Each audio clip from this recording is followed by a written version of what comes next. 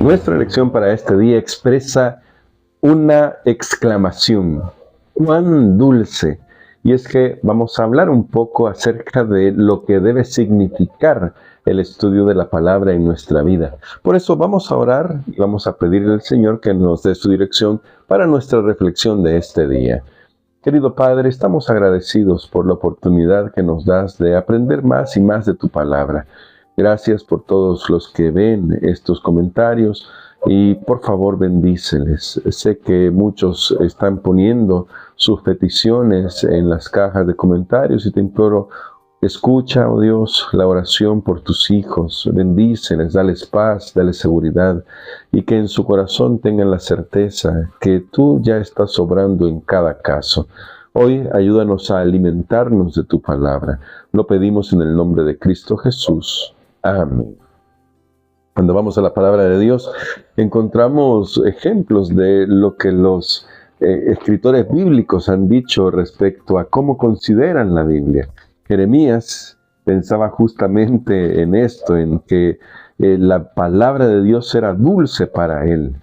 A veces tiene sus momentos en los que nos confronta, ¿verdad? Como lo que sucede con Juan. Es dulce a la boca, amarga el vientre, pero no significa que sea mala, ¿no? Significa que en realidad nos está confrontando con situaciones que a veces nos sobrepasan.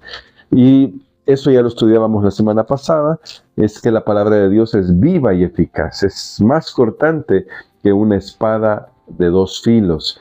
Y miren lo que dice acá el Salmo 119, el verso 103 y 104. Dice así: cuán dulces son a mi paladar tus palabras, más que la miel a mi boca.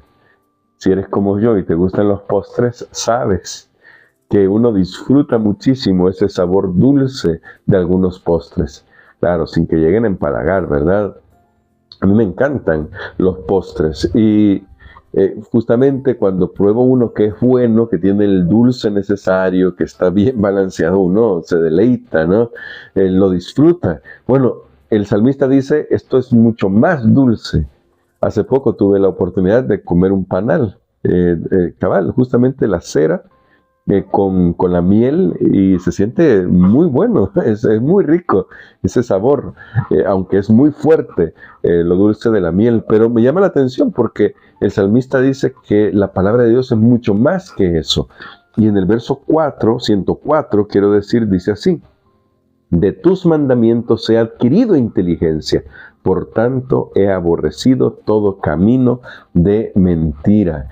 ¿Qué es lo que está destacando aquí el salmista sobre la palabra de Dios? En este caso, los mandamientos. Está destacando que producen la inteligencia espiritual que necesitamos. Nos hacen sabios para salvación, dirá Pablo allá en su segunda carta a Timoteo. Siempre debemos entender esto, ¿no? La sabiduría y la inteligencia de la Biblia son relacionales, tienen que ver con nuestra relación con Dios. Y eso, de hecho, se va a verificar en otras áreas de la vida, porque se ve en el caso de Daniel y sus amigos. También crecían en su conocimiento en otras áreas.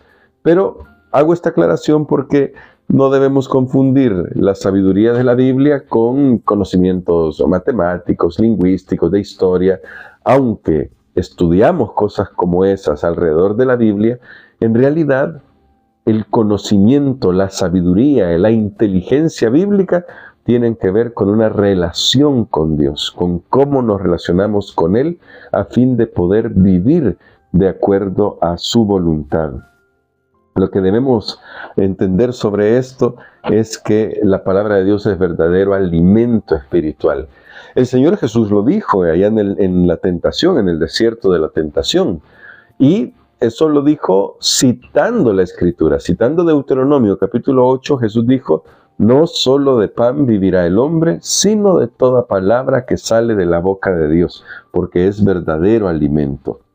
Eso me lleva a Isaías 55. En nuestra lección se nos cita este capítulo porque creo es un capítulo que justamente ensalza el lugar de la palabra de Dios en nuestra vida. Son 13 versículos, así que los vamos a leer. Dice así: Venid todos los sedientos, venid a las aguas. Aunque no tengáis dinero, venid, comprad y comed. Venid, comprad sin dinero y sin pagar vino y leche. ¿Por qué gastáis el dinero en lo que no es pan y vuestro trabajo en lo que no sacia? Oídme atentamente, comed de lo mejor, y se deleitará vuestra alma con manjares. Inclinad vuestro oído y venid a mí. Escuchad, y vivirá vuestra alma. Haré con vosotros un pacto eterno, las misericordias firmes a David. He aquí que yo lo di por testigo a los pueblos, por jefe y por maestro a las naciones. He aquí, llamarás a gente que no conociste, y gente que no te conocieron correrán a ti por causa de Jehová tu Dios y del Santo de Israel que te ha honrado. Buscad a Jehová mientras puede ser hallado. Llamadle entre tanto que está cercano. Deje el impío su camino y el hombre inicuo sus pensamientos, y vuélvase a Jehová, el cual tendrá de él misericordia, el Dios nuestro, el cual será amplio en perdonar. Porque mis pensamientos no son vuestros pensamientos, ni vuestros caminos mis caminos, dice Jehová. Como son más altos los cielos que la tierra, así son mis caminos más altos que vuestros caminos, y mis pensamientos más que vuestros pensamientos. Porque como desciende de los cielos la lluvia y la nieve, y no vuelve allá, sino que riega la tierra, y la hace germinar y producir, y da semilla al que siembra y pan al que come, así será mi palabra que sale de mi boca. No volverá a mí vacía, sino que hará lo que yo quiero, y será prosperada en aquello para la cual la envié. Porque con alegría saldréis y con paz regresaréis. Los montes y los collados levantarán canción delante de vosotros, y todos los árboles del campo darán palmadas de aplausos. En lugar de la zarza crecerá ciprés, y en lugar de la ortiga crecerá rayán, y será a Jehová por nombre, por señal eterna, que nunca será borrada. Este texto de las misericordias de Dios nos habla del deleite que debería ser la palabra, porque justamente en la palabra encontramos que los pensamientos de Dios superan nuestros pensamientos. Sus caminos están más allá, más altos que en nuestros caminos. Pero qué alentador es saber que cuando la palabra de Dios llega, siempre lleva fruto. Se cumple lo que Dios dice. Y cuando estudiamos la palabra de Dios, debemos tener esa confianza, esa certeza de que cuando nos estamos alimentando de ella, crecemos espiritualmente, crecemos intelectualmente, se fortalece nuestra fe y tenemos la certeza de que lo que Dios dice se cumple. Lo que Dios ha dicho se hará. Las promesas de Dios se van a cumplir, se mantienen firmes. Las profecías bíblicas han demostrado que se cumplen en la historia, se han cumplido a lo largo de la historia. Y por eso tenemos la seguridad de que lo que Dios nos dice sobre el pronto regreso de nuestro Señor Jesucristo en las palabras que inspiró a los profetas, también se va a cumplir, porque todo se ha cumplido. Así que alimentarnos de la palabra de Dios es lo que nos permite mantenernos firmes, mantenernos fuertes, mantenernos creciendo. Por eso el apóstol Pedro termina su segunda carta, diciendo: antes bien creced en la gracia y el conocimiento de nuestro Señor Jesucristo. Segunda de Pedro 3:18. Porque este crecimiento solamente se da en la medida que nos alimentamos. Así como pasa con la comida. Si hemos de alimentarnos adecuadamente, nuestro cuerpo va a estar sano. Un niño que se alimenta sanamente y adecuadamente crece y se desarrolla en todo su potencial. Y también, tristemente hay que decirlo, se ve lo que sucede cuando un niño no tiene la alimentación correcta, no puede desarrollarse, la estatura no es la adecuada, su complexión no es la adecuada, y es porque no pudo alimentarse. Bueno, nosotros tenemos a nuestro alcance la palabra de Dios. Así que podemos alcanzar la estatura que Dios desea que alcancemos, pero necesitamos invertir tiempo, dedicar un lugar, hacer un espacio para estudiar profundamente la Biblia y no solamente leerla, y dedicarnos también no solamente a los textos que nos parecen más bonitos, sino a estudiar lo que todo el consejo bíblico nos dice. De ahí que sea tan importante llevar la lectura del año bíblico, porque así conocemos todo lo que la Biblia dice. Y luego, cuando nos metemos a estudiar temas específicos, en nuestra mente estará siempre presente todo el consejo bíblico. Bueno, al fin son algunos otros consejos que damos sobre lo que implica gozarnos en el estudio de la Biblia. Así que esto es algo maravilloso. Pero debo reconocer, y hacia el final aquí lo digo, estudiar la Biblia es un gusto adquirido. Y se adquiere con la práctica, se adquiere cuando comenzamos a ver en la Biblia la guía que necesitamos para nuestros días.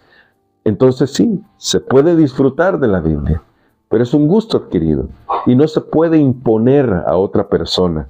Cuando intentamos imponerlo a otra persona, pues lo único que logramos es que se cansen, porque es un hecho que a veces encontramos pasajes que son difíciles.